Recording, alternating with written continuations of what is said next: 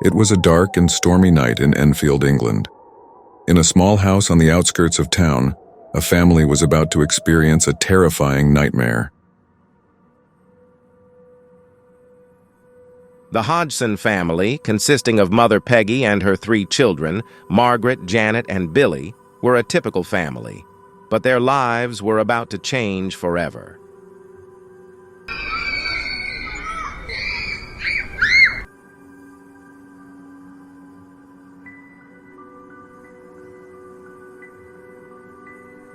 It all started when Janet, the youngest child, began to hear strange noises in her bedroom at night.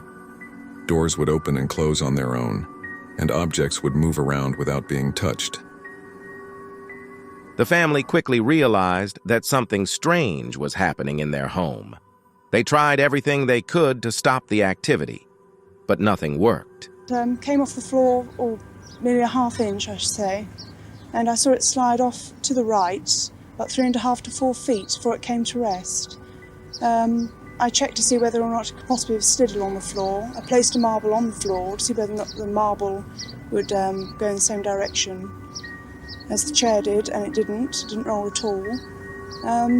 I checked for wires under the cushion of the chair, and I could find no explanation at all. Peggy Hodgson was terrified.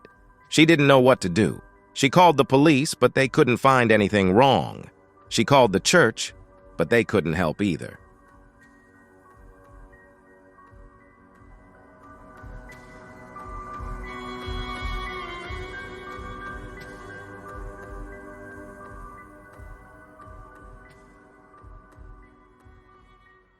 Finally, Peggy Hodgson decided to call in Maurice Grosse, a paranormal investigator from the Society for Psychical Research.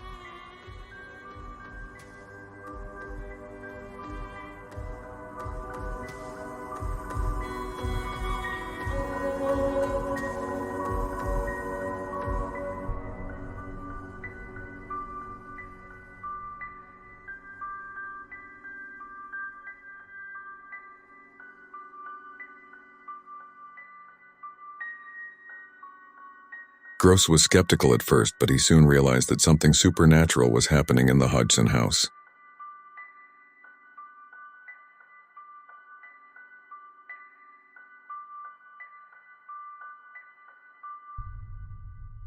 Grosse spent several months investigating the case, and he gathered a wealth of evidence, including recordings of the poltergeist's voice and photographs of objects moving around on their own.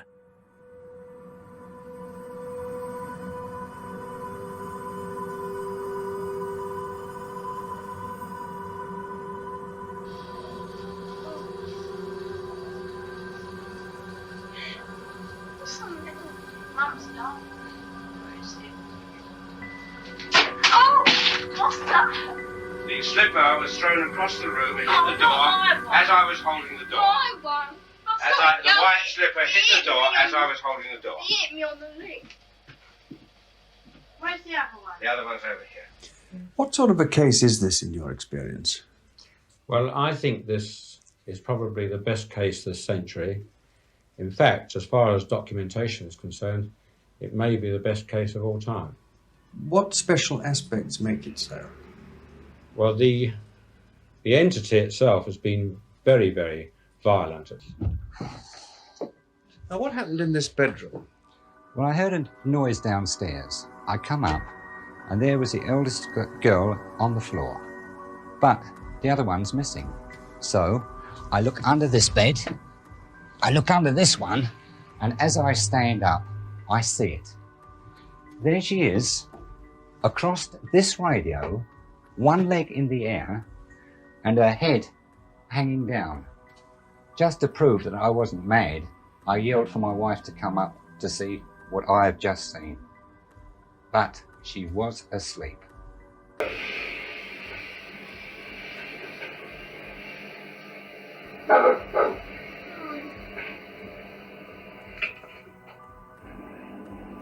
Very good. Let me hear you say my name again. Come on, let me hear you say my name.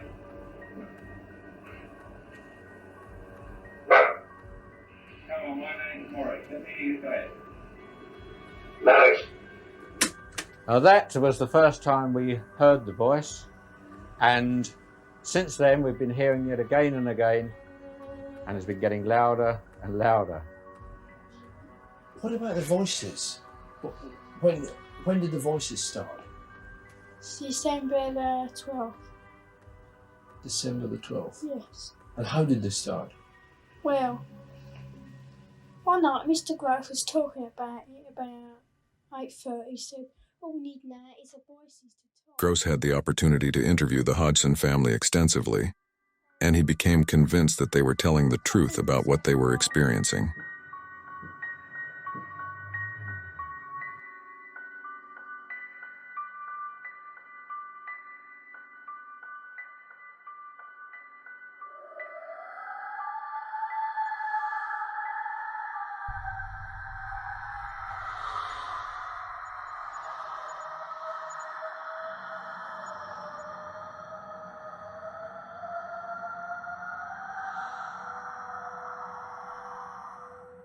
Despite Grosse's efforts, the poltergeist's attacks became increasingly aggressive. The Hodgson family eventually had no choice but to flee their home. The Enfield Poltergeist remains one of the most famous and well-documented cases of paranormal activity in history. It is a story that continues to fascinate and terrify people to this day.